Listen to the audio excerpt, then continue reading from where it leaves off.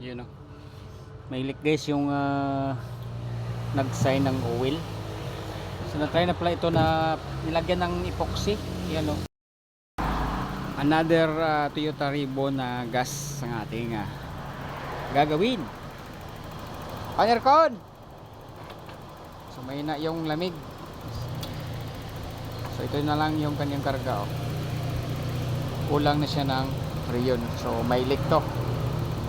So wala natin yung dalawang evaporator. Okay, para direct to the point tayo.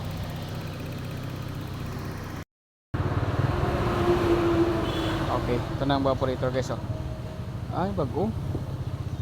Bago siya, bago. Okay, so ligtas lang natin to. Yung sa likod yun oh.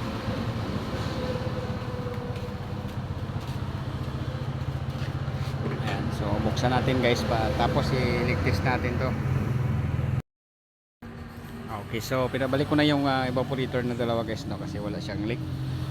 Tapos mag pull out kami dito kasi may sign dito ng oil oh. Ayan, so sinabi ko kanina na walang sign dito pero hindi ko pa nakita guys kasi naka-cover siya. So meron pala dito no. So tanggalin natin itong condenser para mailigtis. Ito, may pressure na. Yun know. May leak guys yung nag-sign ng oil. So na-try na pala ito na nilagyan ng epoxy. Yan o. Epoxy siya. Yan. Okay, so ang gawin natin, tanggalin natin yung epoxy tapos i-welding natin ng aluminum. Okay. Pwede ba? Okay, so ito, na-welding na natin. Okay, so lagyan natin ng pressure ulit para maligtis natin.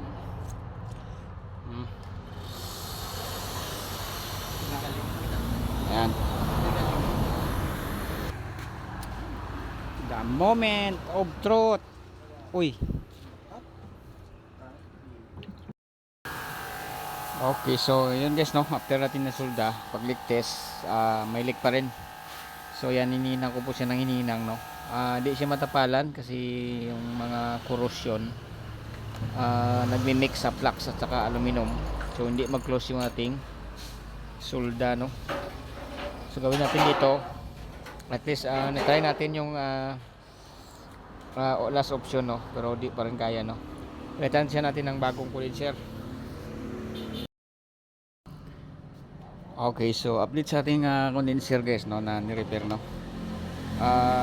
Sobrang hirap niya i-welding no. So hindi siya mag-close yung bubutas. Kahit anong tapal natin ng aluminum, hindi siya mag-close yung leak.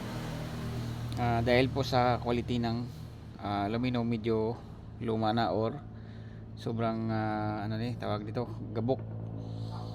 Kaya ano na lang tayo, mas maganda na magpalit na tayo ng bagong condenser no. Ayan. Order tayo sa online. Sila pala ni ma'am to ang nag-order no. Sila na lang yung pina-order natin para at least alam nila yung presyo sa condenser. Okay? Ayan. So kabit natin dito para matapos na. Alright, so yan, nasimbol na natin yung condenser. Tapos may preo na tayo. Ayan o. So nilagyan ko po siya ng foam panggilid, saka yung sa itaas ay nilagyan ko po siya ng Crepsol kasi malaki pong gap nito kapag sa ribo no.